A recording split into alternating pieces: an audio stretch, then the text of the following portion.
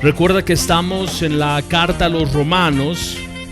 La serie que estamos estudiando es el Evangelio de Dios.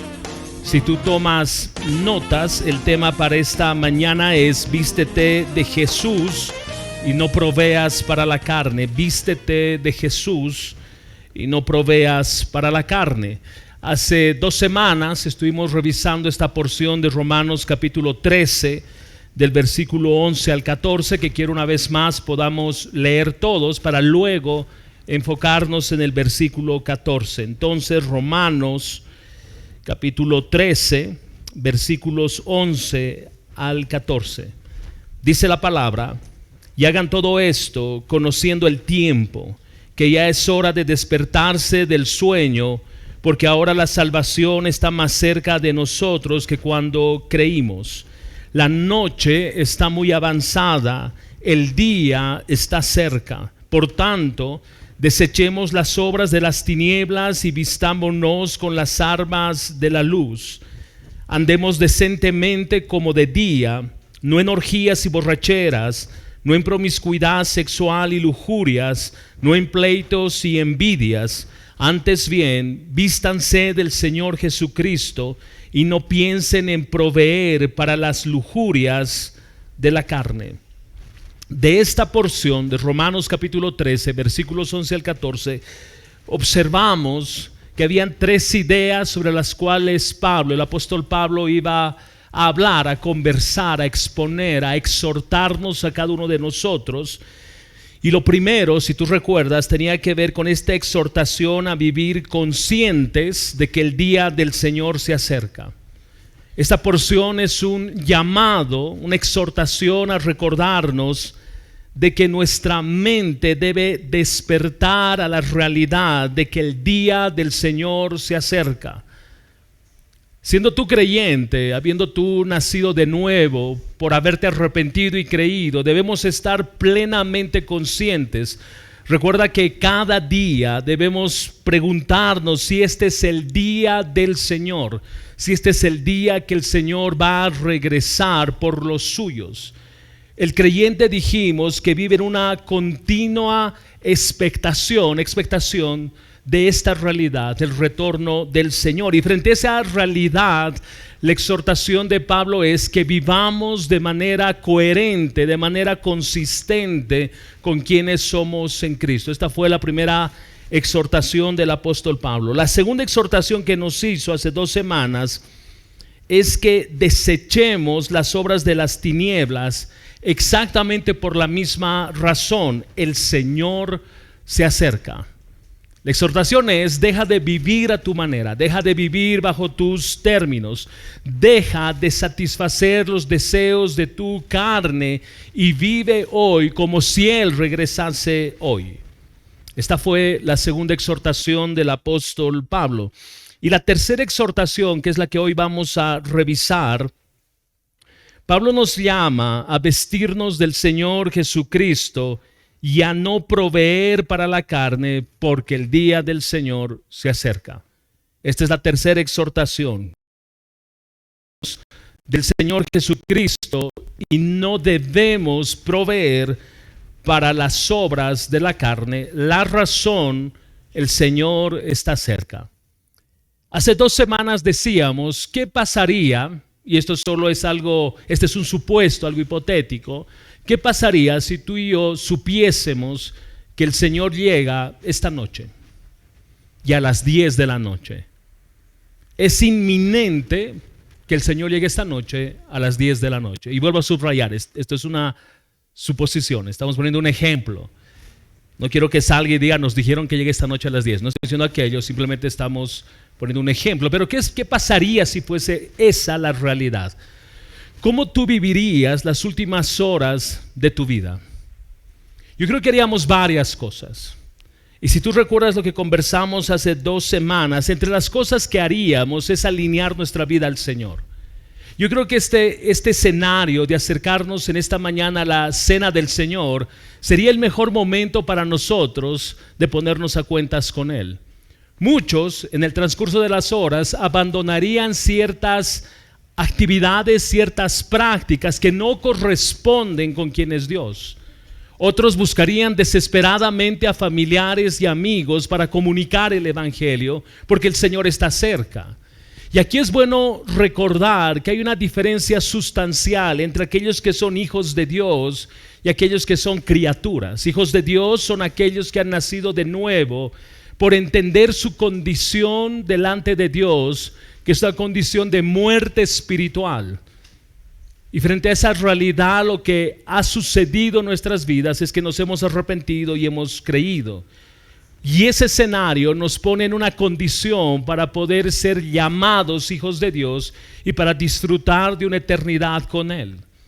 Por eso es que no debemos tener temor respecto a que el Señor llegue hoy o posponga su retorno, entre comillas posponer, un tiempo más. Pero vivimos frente a esa expectativa de que Él viene por nosotros y nuestro deseo más profundo es que Él regrese. Pero si tú nos acompañas en esta mañana y tú no has nacido de nuevo, tú tienes un serio problema. Porque si Él llegase hoy y tú no naciste de nuevo, tu eternidad no es con Él. Esta es la premura de pensar de que el día del Señor está cerca.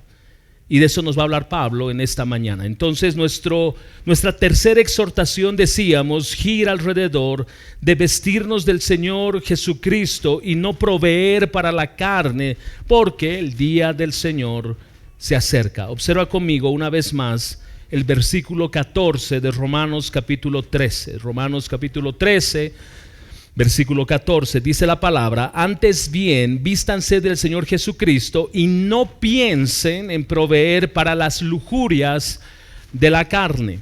La Nueva Traducción Viviente dice: más bien, vístanse con la presencia del Señor Jesucristo y no se permitan pensar en formas de complacer los malos deseos. Observa que esta exhortación de vestirnos del Señor Jesucristo no es opcional. Pablo no nos está llevando a un terreno de si consideras que debes vestirte, no es una opción. Esta es una exhortación, es un mandato a vestirnos del Señor Jesucristo y no de manera temporal. No me he visto ciertos días del Señor Jesucristo y ciertos otros días no. Esto no es como cuando nosotros tenemos que ir a trabajar y nos vestimos de cierta manera y luego hay que ir a jugar y uno se viste de cierta manera, y para dormir tú no duermes con un terno, tú te pones tu pijama y lo más cómodo posible para disfrutar de tu descanso y cambias de ropa de acuerdo a la ocasión. La exhortación de Pablo es: vístanse del Señor Jesucristo todos los días, los 365 días del año, las 24 horas del día. El creyente debe estar vestido de Jesucristo, vestido de Jesús. Pero ¿qué significa vestirse de Jesús? ¿De qué nos está hablando Pablo? Observa Gálatas capítulo 3, versículo 27. Gálatas capítulo 3, versículo 27. Porque todos los que fueron bautizados en Cristo, de Cristo se han revestido. Una vez más, porque todos los que fueron bautizados en Cristo, de Cristo se han revestido. El texto está hablando de algo que ya sucedió, ¿no es cierto? Algo que ya ha pasado. Y esto que sucedió es en el momento de nuestra conversión, cuando fuimos despojados de ropa sucia, cuando fuimos despojados de nuestra ropa que era mal oliente. Y eso no es otra cosa que fuimos despojados de nuestros pecados y fuimos vestidos, fuimos cubiertos, fuimos revestidos de la justicia perfecta de nuestro Señor Jesucristo. Una vez más, esto sucede en el momento mismo que nos arrepentimos y creemos en Él. En ese mismo instante somos revestidos de Jesucristo. Entonces, esta es una acción que ya sucedió. Fuimos justificados. Recuerda, fuimos justificados. Fuimos declarados justos en el tribunal de Cristo, y todo esto únicamente por medio de la fe en nuestro Señor Jesucristo. Entonces hoy Dios soberano, nuestro Padre, no nos mira como pecadores condenados. Él hoy, cuando te mira, habiendo tú nacido de nuevo, Él mira a su Hijo en ti. Él mira la obra de Cristo en tu vida. Él mira el sacrificio de Cristo en la cruz del Calvario. Y Él nos llama hijos y nos trata como hijos. En ese sentido, en la descripción de Gálatas, es que nosotros en ese momento ya fuimos revestidos de Jesucristo. Es una acción pasada, pero aún queda pendiente el observar que lo que Pablo está diciendo en Romanos capítulo 13, versículo 14 es: vístanse hoy. ¿Cómo funciona eso? Si ya fui vestido, ¿por qué me pide que me vuelva a vestir nuevamente? Continuemos. Colosenses capítulo 3, versículos 1 al 4. Colosenses capítulo 3, versículos 1 al 4. Dice la palabra: si ustedes pues han resucitado con Cristo, busquen las cosas de arriba, donde está Cristo sentado a la diestra de Dios.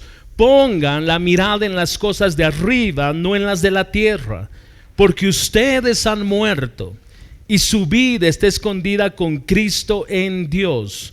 Cuando Cristo, nuestra vida, sea manifestado, entonces ustedes también serán manifestados con Él en gloria. Observa lo glorioso de este pasaje. Las promesas alrededor de este texto están en que nuestras vidas están escondidas en Cristo Jesús. Y cuando Él se manifieste, cuando Él regrese, nosotros seremos como Él es. Esto es extraordinario. Esa es nuestra esperanza. Pero estos que han sido escondidos en Cristo Jesús, estos creyentes que cuando Él se manifieste, cuando Cristo se manifieste, seremos como Él, tienen una cualidad en su vida, una característica en su vida. Observa conmigo una vez más el versículo 2. Estos hombres ponen la mira en las cosas de arriba, no en las de la tierra. Esta es una cualidad de estos que han sido revestidos de Cristo. Miran hacia arriba, miran al Señor, buscan las cosas de arriba, no las de la tierra. Esta es una cualidad de estos que han sido revestidos en Cristo Jesús. Pero volvamos a nuestra pregunta alrededor de Romanos capítulo 13. ¿Cómo es eso? ¿Cómo es que nos vestimos hoy de Jesús? Porque los textos que observamos dan por hecho, dan por sentado que ya somos revestidos de Cristo Jesús. La idea es esta: cuando nacimos de nuevo y al haber sido justificados, en ese mismo instante somos revestidos de Cristo. Pero debemos vestirnos de Jesús en la santificación progresiva. ¿Qué es esto? Cuando nacimos de nuevo, habiendo sido justificados, hemos sido revestidos de Cristo. Pero mientras Él retorna, mientras Él vuelve por su iglesia, en este periodo de tiempo estamos siendo santificados. ¿Qué es ser santificado? Es ser moldeados, es ser cincelados, es pasar por la cirugía del Espíritu Santo obrando en nuestros corazones con la finalidad de hacernos más como Jesús. Este es el sentido de la santificación. Recuerda lo que sostenemos siempre: hoy debemos ser cada vez más como Jesús y menos como el sistema del mundo. Hoy debemos lucir más a Jesús y menos al mundo. Hoy vivimos más en santidad y nuestra vida es menos pecaminosa. No es que dejamos de pecar, pecamos, pero habiendo nacido de nuevo no practicamos el pecado. Entonces el llamado de este revestirse es a vivir una vida conforme a lo que somos en Cristo. Este es el revestirse. Es vivir una vida conforme a lo que hoy somos en Cristo. Es vivir una vida conforme a nuestra nueva identidad en Cristo. Entonces el término revestirse toma mucho más sentido. Permíteme volver a traer la ilustración. Tú te vistes, nos vestimos de acuerdo a la ocasión. Si tienes algo formal que hacer, te vas a vestir de esa manera. Vas a usar saco, corbata, vas a ponerte un vestido, tacos, vas a invertir tiempo en prepararte para ir a esa cita. Y si tienes un partido de vóley, no vas a ir con smoking, no vas a ir con un traje de vestido ni tacos altos. Te vistes de acuerdo a la ocasión, pero en Cristo no puedo vestirme de acuerdo a la ocasión. Soy cristiano, revestido en Cristo los domingos en la mañana y de lunes a viernes. No puedo vestirme de acuerdo a la ocasión. No puedo ser un creyente de acuerdo a la ocasión. Debo vivir cada día conforme mi identidad. Jóvenes, escuchen. Jóvenes, escuchen por favor. Tú no puedes vestirte de creyente solo los sábados en la tarde en tu reunión de jóvenes y los domingos en la mañana mientras estás en la iglesia. Tú estás revestido de Cristo cuando vas a la universidad, cuando estás con tus amigos, cuando vas al cine, cuando vas a comer. Tu vida es una vida donde estás revestido de Cristo. Jóvenes, si tú tienes novia, si tú tienes novio, tú estás revestido de Cristo y esa relación es en santidad. Tú vas a hacer en público lo que haces en privado y lo que haces en privado en público. ¿Lo harías? Eso es estar revestidos de Cristo. Todos nosotros nos conducimos de la misma forma, de la misma manera, porque no dejamos nuestra identidad los domingos en la mañana al salir en la puerta del garaje, colgada nuestra identidad en Cristo y me pongo mi vestimenta de mundo. No hacemos aquello. La razón, el Señor está cerca. El Señor está cerca. Revistámonos de Cristo. ¿Cómo lo hacemos? ¿Cómo luce alguien que es revestido de Cristo? ¿Cómo se lo mira? ¿Qué cualidades tiene esta persona? Colosenses capítulo 3 versículos 12 al 14. Colosenses capítulo 3 versículos 12 al 14. Los siguientes minutos vamos a caminar por esta porción de la palabra. Colosenses capítulo 3 versículos 12 al 14. Entonces ustedes, como escogidos de Dios, santos y amados, revístanse. Esta palabra, revístanse, es exactamente la misma palabra que está usando Pablo en Romanos capítulo 13, versículo 14. Revístanse de tierna compasión, bondad, humildad, mansedumbre y paciencia, soportándose unos a otros y perdonándose unos a otros. Si alguien tiene queja contra otro, como Cristo los perdonó, así también háganlo ustedes. Sobre todas estas cosas, vístanse de amor, que es el vínculo de la unidad. ¿Tú notas cómo luce todos los días, o cómo debería lucir a alguien que es revestido de Cristo todos los días? De compasión, bondad, humildad, mansedumbre y paciencia. Y el resultado es lo que tú observas a partir del versículo 13. Entonces Pablo, en esta porción que acabamos de leer, nos dice que debido a nuestra nueva identidad en Cristo, ahora debemos revestirnos, escucha, de la conducta y el carácter que corresponde a esta nueva identidad. Conducta y carácter. Un comentarista lo explicaba de esta manera. Él decía: si un hombre está vestido con un smoking y una mujer está con un vestido largo y trae puestos unos tacones, esto tiene un efecto en su comportamiento. Te miras en el espejo y te ves vestido para una ocasión de dignidad y formalidad. Así que te comportas como corresponde. Si lo olvidas y te mueves como si estuvieses vestido con tu ropa de correr, te verás como un tonto, aparte de que seguramente vas a arruinar tu ropa. Fin de la cita. La pregunta para nosotros es: entendiendo que en el momento que nacimos de nuevo, que fuimos justificados, nos revestimos de Cristo en ese instante, pero hay un llamado a que este revestir se luzca mientras estamos siendo santificados. La pregunta es entonces, ¿tú te conduces de esa manera, como que estás revestido de Cristo? ¿Tu conducta y tu carácter muestran a Cristo? Esta es la pregunta de Pablo. Tal vez vale la pena aclarar que lo que estamos diciendo con esta afirmación es que no nos hacemos cristianos tratando de cultivar el carácter de Cristo. No estamos diciendo aquello. Somos salvos por la fe y únicamente por la fe. Entonces lo que estamos diciendo es que ya que somos cristianos justificados únicamente por medio de la fe, ahora podemos y debemos parecer más a Jesús, debemos ser coherentes con quienes somos en Él. Permíteme cerrar o decir esto desde otro ángulo. Si no has nacido de nuevo, tú te pareces más al mundo que a Cristo.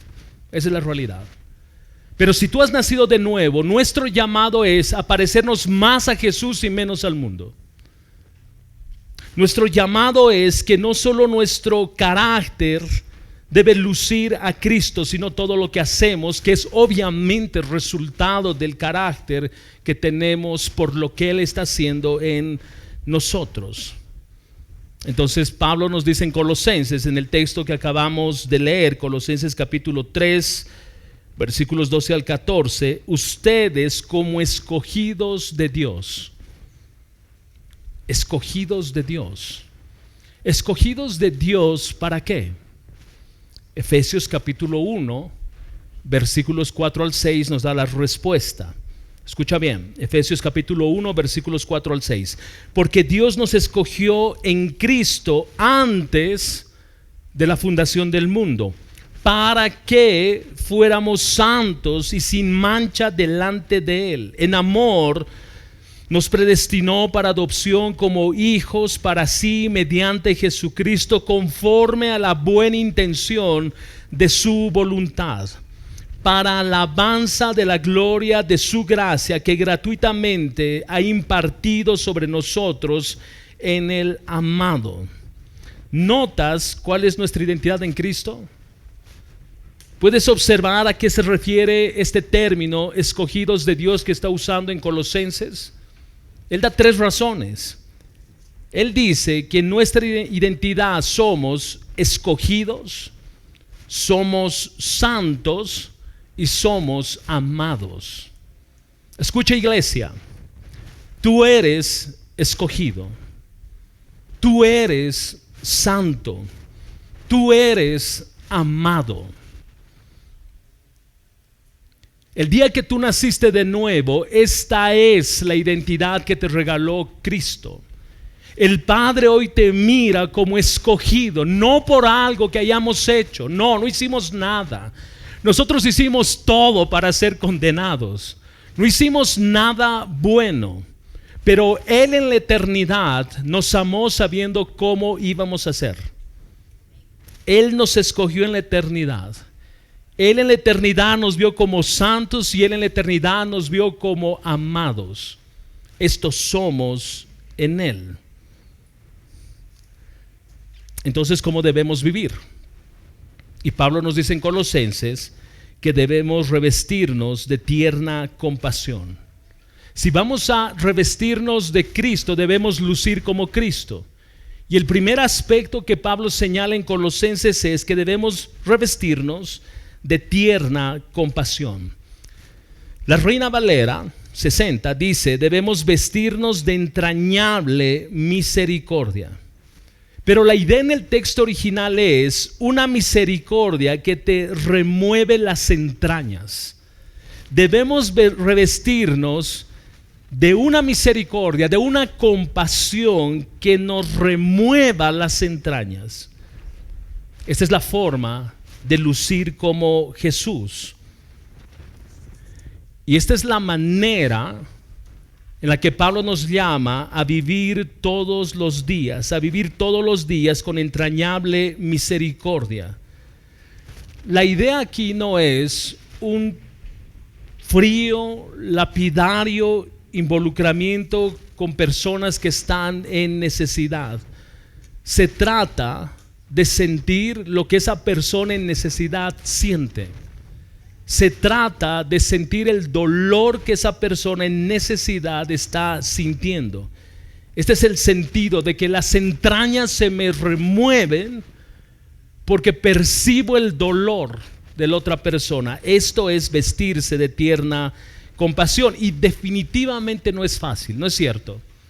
No es fácil sentir aquello, porque tenemos una tendencia a quitar la vista de las necesidades de los demás y colocar nuestros ojos sobre nosotros mismos y pensar que nosotros sí necesitamos compasión y necesitamos misericordia.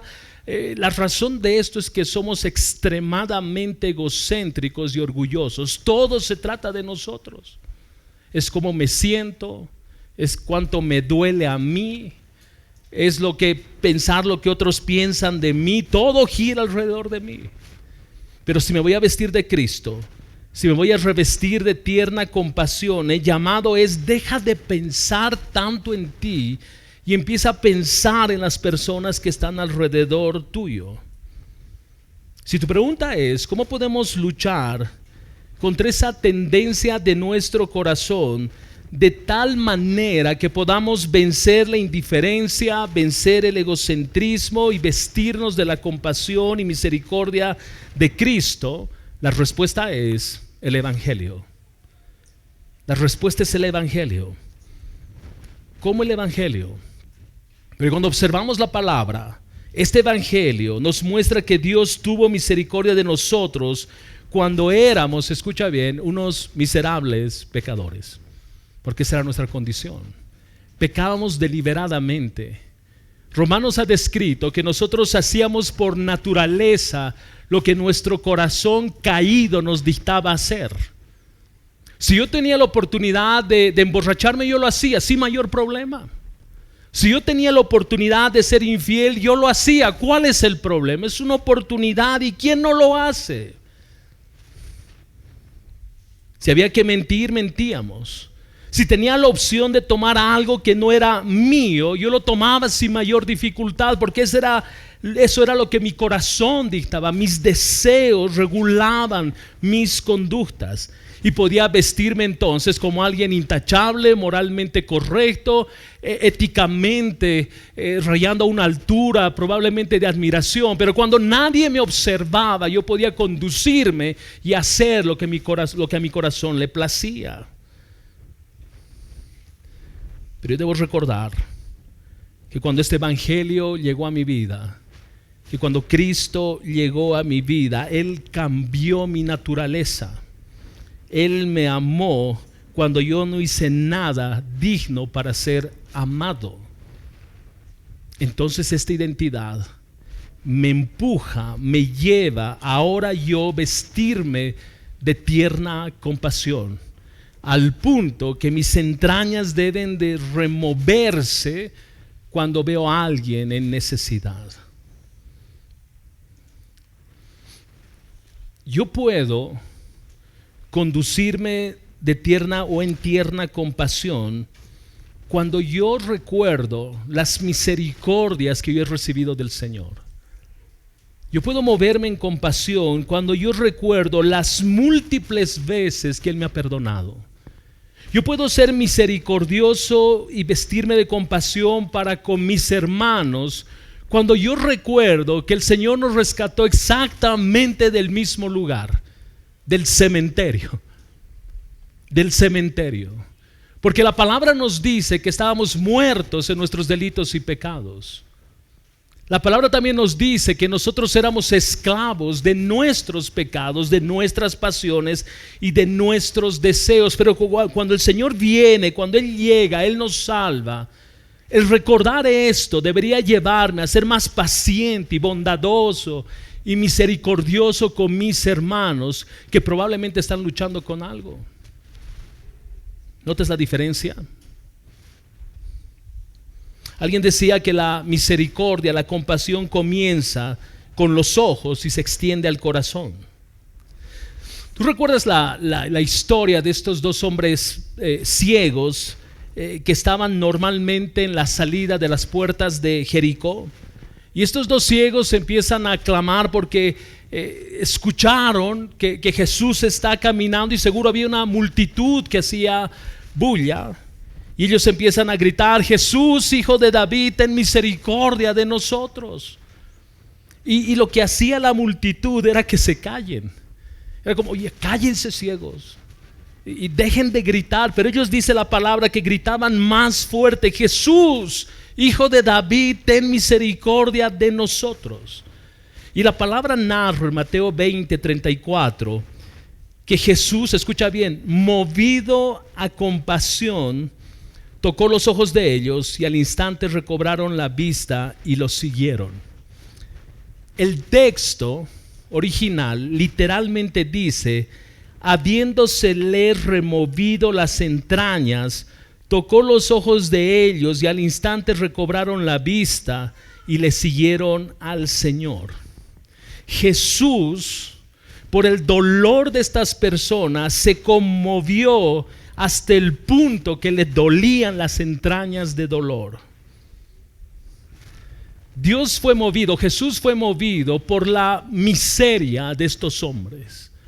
Jesús fue conmovido en medio de esta multitud que seguramente también gritaban, pero Jesús observó a estos hombres con tanta misericordia, con tanta compasión, que les dio aquello que iba a restaurarlos, no solo físicamente, sino su alma.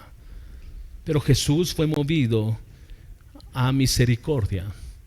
Mi pregunta para ti es: ¿con quién te identificas? ¿Con este grupo de personas, con esta gente que gritaba a estos ciegos y les decían: ya cállense, no nos interesa a nosotros tu necesidad, si estás ciego es tu problema? ¿O nos identificamos con Jesús? ¿Quién eres tú? ¿Tú eres parte de esta multitud? Porque eso habla de tu corazón. No, es que seguro se lo merece. Seguro se lo merece. Algo ha tenido que hacer para llegar a ese punto. Y lo hicimos hasta espirituales. Esas son las consecuencias de su pecado. Que se aguante. O respondemos como Jesús: porque yo podría estar en esa misma situación. Yo podría cometer ese mismo pecado, pecados más grandes o groseros, como tú quieras llamar.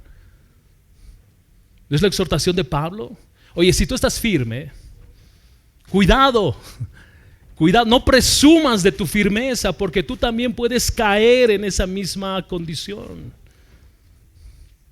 La segunda exhortación de Pablo alrededor de Colosenses, la primera exhortación fue que nos vistamos de tierna compasión, y ahora nos llama vestirnos de bondad.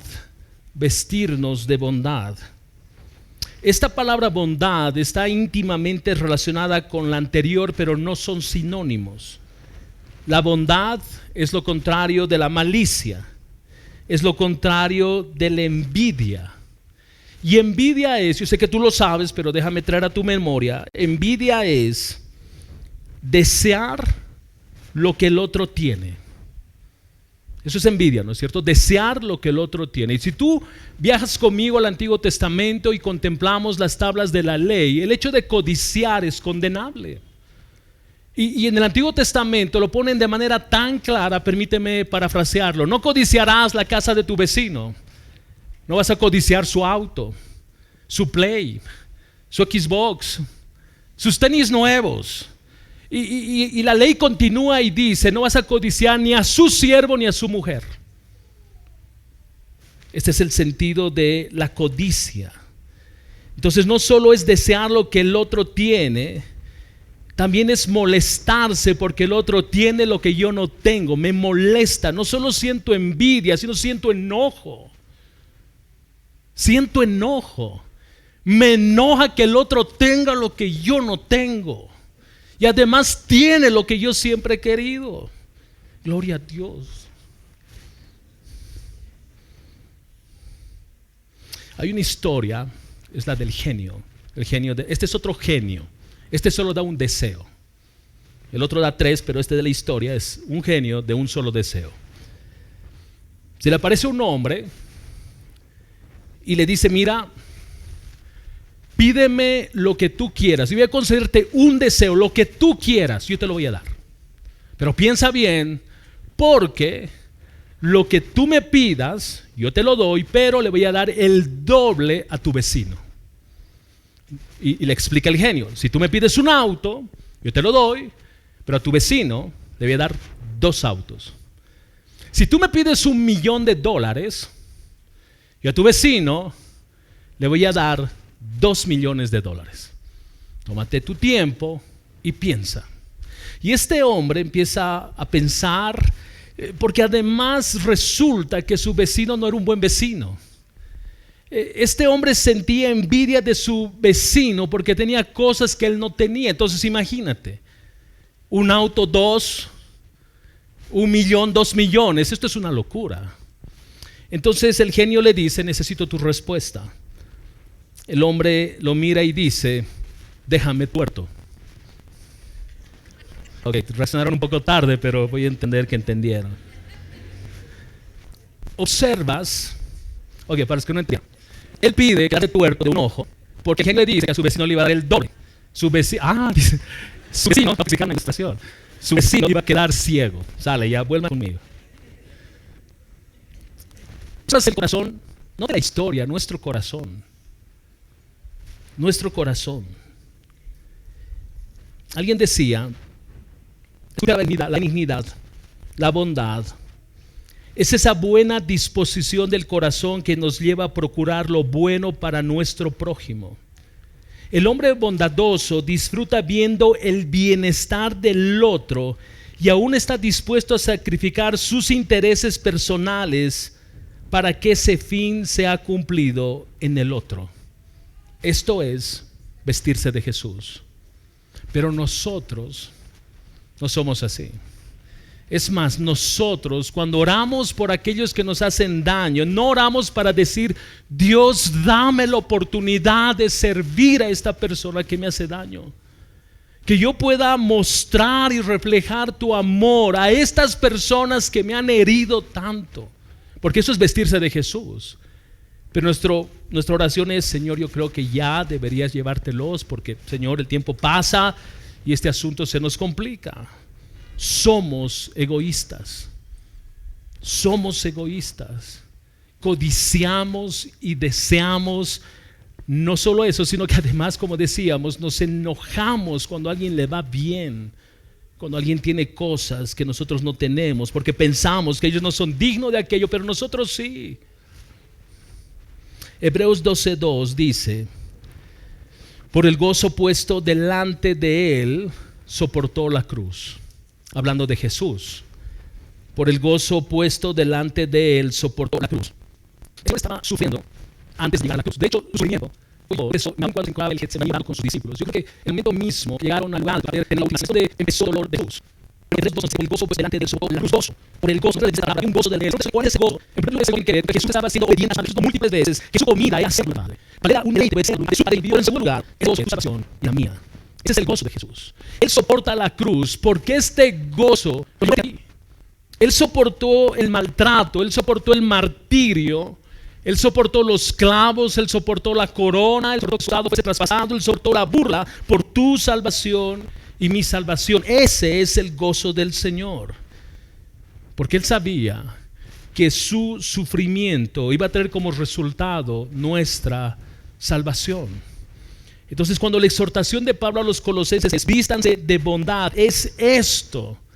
Es que si yo puedo hacer algo para que otro pueda avanzar, para que otro pueda crecer, para que otro pueda madurar, si yo puedo hacer algo, mi gozo es la gloria de Dios. Ese es nuestro gozo, que Dios sea glorificado. ¿Cómo? Por medio de esa vida en la que tú estás invirtiendo tiempo. Y siguiente, eso se dice en la Reina Valera, que Jesús iba a ver el fruto de la aflicción de su alma y quedaría satisfecho. Subraya esa palabra, satisfecho. ¿Cuál era esta aflicción de su alma? El texto responde, Isaías 53:11.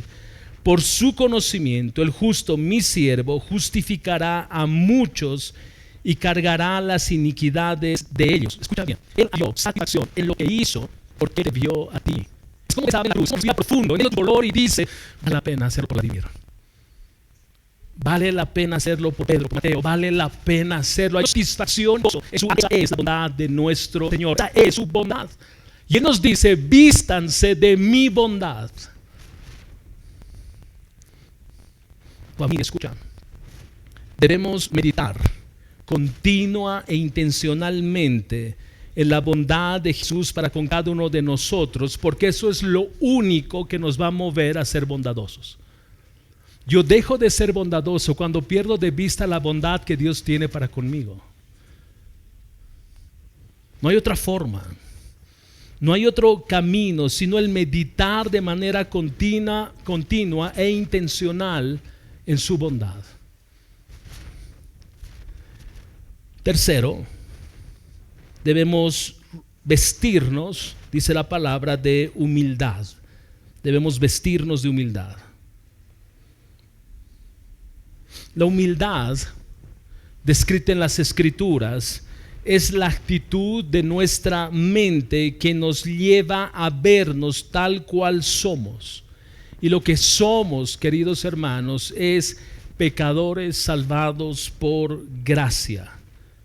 Cuando yo entiendo esto, me ubica en el lugar correcto, me ubica en el escenario apropiado, me lleva de la mano a un terreno de humildad, porque descubro que sin Cristo soy nada, que sin Cristo no puedo nada, que sin Cristo no puedo avanzar, no puedo caminar, no puedo moverme. Descubro entonces que este escenario de humildad es la respuesta apropiada a quién soy en Él, a quién soy en Él, a recordar lo que Él hizo en mí. Entonces, cuando empieces a enorgullecerte, empecemos a creernos que de nosotros depende todo, y si yo no hago algo en esta casa no pasa nada. Ok, recuerda lo que Cristo hizo en tu vida por gracia, y descubre que aunque tú no lo hagas, Cristo lo va a hacer. Descubre que Él te da aún la gracia para hacerlo. Descubre que Él te equipa en su sola gracia una vez más para conducirnos de manera apropiada. Hay personas que en su oración reconocen lo que sea. Lo que sea, ellos pueden orar, y digo, con un corazón muy honesto. Por ejemplo, pueden decir: Señor, tú sabes que yo soy un gusano, Señor. Soy un gusano. Pero Dios, hay de aquel que me trate como gusano. ¿Notas la inconsistencia? Yo puedo reconocer, Señor, soy débil, pero hay del que me trate como alguien débil. Así de inconsistentes somos. Pedimos a Dios que transforme nuestros corazones y nos haga más humildes, pero por el otro lado busco escenarios donde pueda yo ser reconocido. Esa es nuestra inconsistencia. Pero el Señor, en este llamado que Él hace a revestirnos de humildad, es vernos revestidos de su gracia y actuar en consecuencia con esa gracia recibida. Mira lo que dice 1 Corintios capítulo 15 versículo 10. 1 Corintios capítulo 15 versículo 10. Pero por la gracia de Dios soy lo que soy. Este es Pablo hablando. Pero por la gracia de Dios soy lo que soy, y su gracia para conmigo no resultó vana. Antes bien, he trabajado mucho más que todos ellos. Hey, Pablo, esto suena a orgullo. Pero el texto continúa. Aunque no yo, sino la gracia de Dios en mí. ¿Notas la diferencia? Pablo dice: he hecho mucho más que todos, he trabajado mucho más duro que todos. Si fuese hasta ahí, Pablo es un orgulloso, Pablo es un arrogante. Pero el texto cierra diciendo, no yo, sino la gracia de Dios en mí. Reconocer esto es humildad. Reconocer que si ha alcanzado algo es porque a Él le plació. Humildad es reconocer que todo lo que tengo es por la provisión, por la mano generosa de Dios. Humildad es entender que si logro algo, lo que fuese, un ascenso en la oficina, una buena nota en la universidad, no se trata de mí, no se trata de mí, es su gracia, la provisión de su gracia que hace, que provoca que yo logre, alcance, tenga ciertas cosas. Esta es su gracia. El creyente, cuando se reviste de Cristo, vive de esa manera. Cuando te llega un memorándum de felicitaciones, la reacción es gracias porque esto se trata de ti. Ese es el sentido. Ese es el sentido. Todo gira alrededor de la gracia de Dios. Y eso me recuerda una y otra vez a que debo ser humilde. Cuarto, el texto nos dice que debemos vestirnos de mansedumbre. Debemos aclarar que mansedumbre no es debilidad de carácter o falta de convicción. Eso no es mansedumbre. De hecho, Moisés es reconocido como el hombre más manso que pisó la tierra. Pero Moisés no era un hombre débil. Moisés no era un hombre falto de carácter. Moisés era un hombre que se podía parar frente al hombre más poderoso de ese tiempo, el faraón, y decirle: Dios dice que liberes a mi pueblo. Es que la mansedumbre es entender y reconocer quién va delante de mí. Y ese que va delante de mí moldea mi corazón. Ese que va delante de mí me hace vivir confiado en dependencia a quien Él es. Y porque Él es todo y en Él yo puedo todo, eso ubica mi corazón en un terreno de mansedumbre. Observa Mateo capítulo 11 versículo 29, Jesús hablando: tomen mi yugo sobre ustedes y aprendan de mí, que yo soy manso y humilde de corazón, y hallarán descanso para sus almas. Jesús nos dice en esta mañana: vengan a mí y aprendan que soy manso y humilde, y esto, la mansedumbre y la humildad, va a traer descanso a sus almas. Alguien definía mansedumbre como poder bajo control. Mansedumbre es poder bajo control. Yo tengo la capacidad de hacer mucho daño, pero la mansedumbre es poder bajo control. Tengo el poder y la fuerza de herir, de lastimar, de ofender. Tengo esa fuerza, pero mansedumbre es poder bajo control. No voy a hacer lo que mi carne me dice que debo hacer. Poder bajo control. Voy a subordinar mi fuerza al Espíritu Santo. Eso es poder bajo control. Es poder, no debilidad, bajo control. Proverbios 16:32 dice: mejor es el lento para la ira que el poderoso, y el que domina su espíritu que el que toma una ciudad.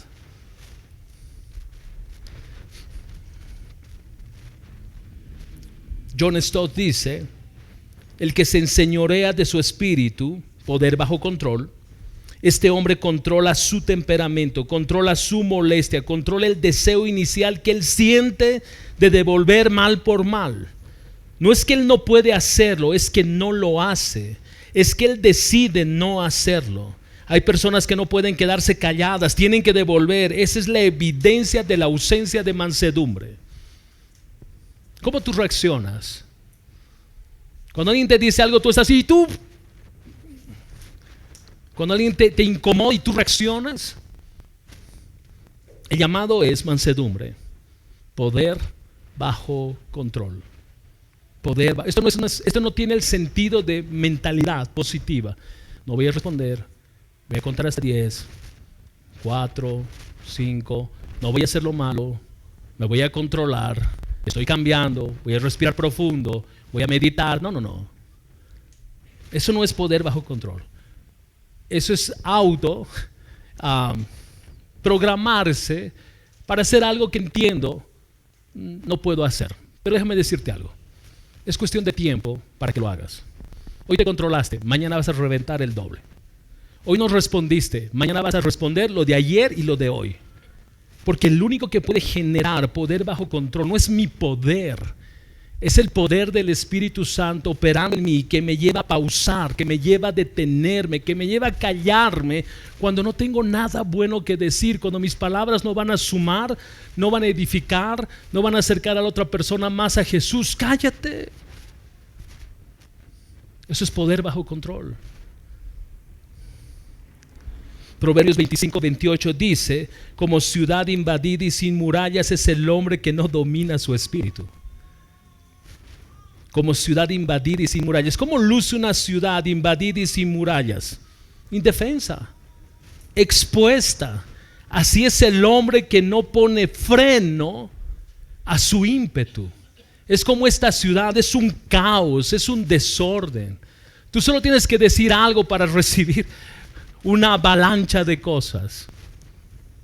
El llamado es: vístete de Jesús, vístete de mansedumbre. Finalmente el texto nos dice que debemos vestirnos de paciencia.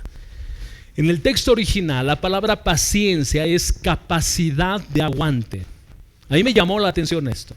Pero paciencia es capacidad de aguante. Yo creo que todos en esta mañana en este lugar vamos a ser honestos al decir que probablemente lo que más nos falta, entre otras cosas personales, pero esto de manera común, es paciencia.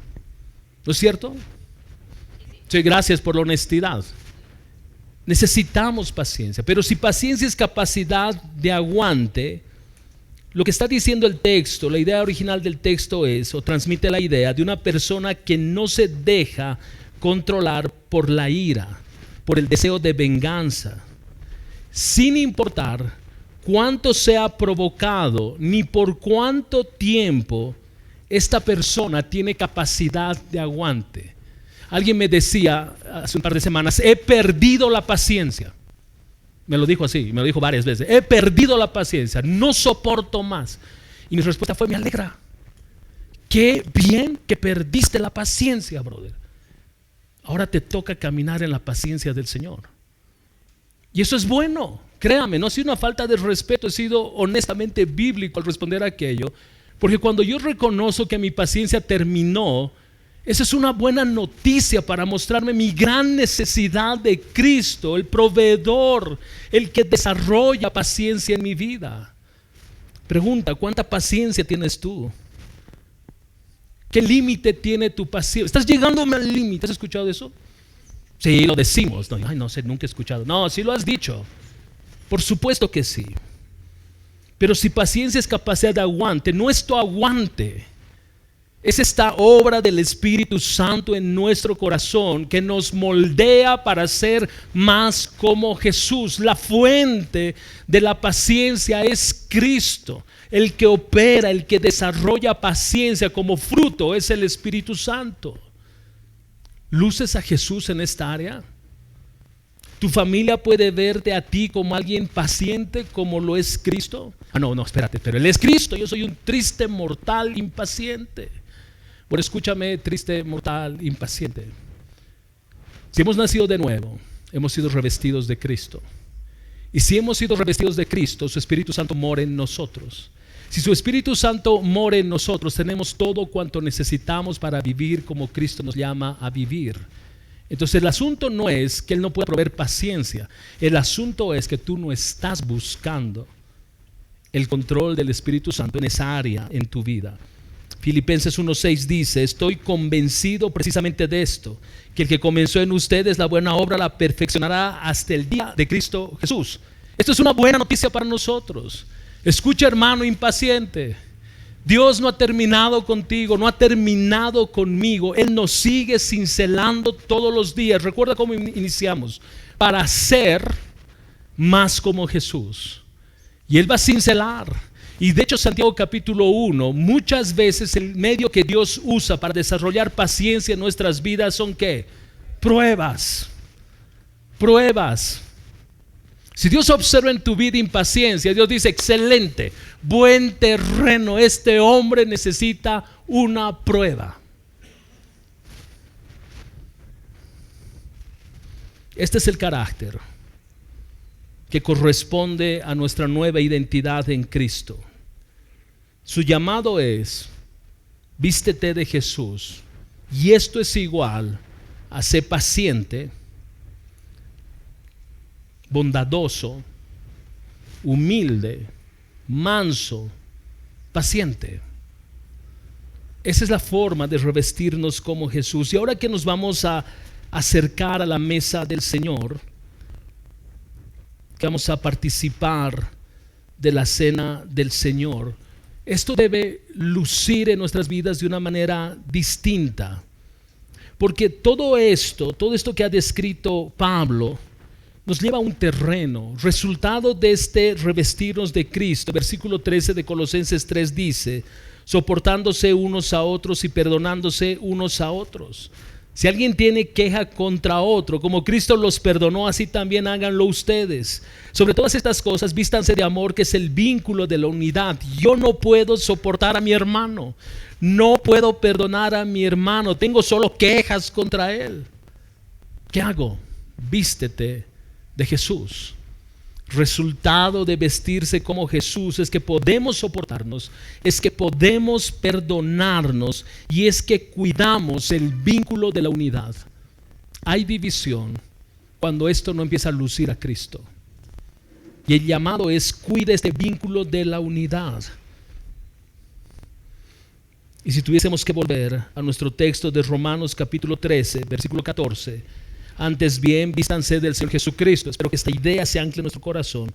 Pero observa lo siguiente: no piensen en proveer para las lujurias de la carne. Cuando yo me visto de Cristo, escucha, iglesia, cuando yo no me visto de Cristo, me voy a vestir de algo más.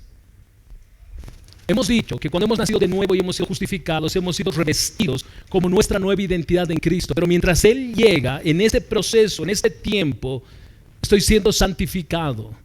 Y debo vestirme de manera continua de Cristo. No solo un día, no solo 2 días, todos los días del año debo lucir a Cristo. Pero cuando yo no hago esta tarea que requiere intencionalidad, por todo lo que Pablo decía en Colosenses, yo me voy a vestir de algo más. Yo me voy a vestir de algo más. Si dejo de buscar paciencia, yo me voy a vestir de impaciencia. Si no busco humildad, yo me voy a llenar, voy a buscar orgullo. Pero la descripción de Romanos 13:14 al final, escucha lo que dice: lujurias de la carne. Lujurias de la carne. Y cuando tú piensas en los deseos de la carne, Gálatas capítulo 5, se describe como enemistades, pleitos, celos, iras, contiendas, y empieza a aterrizar en pecados y deseos sexuales. Espero que observes el peligro, querido hermano. Si no nos revestimos de Cristo, nos vamos a revestir de algo más. Y ese algo más Pablo llama lujurias de la carne. Cuidado, porque el Señor está cerca. Cuidado, porque Él llega, Él está pronto a venir por su iglesia, y el llamado es: vístete hoy de Jesús y deja de proveer para tu carne.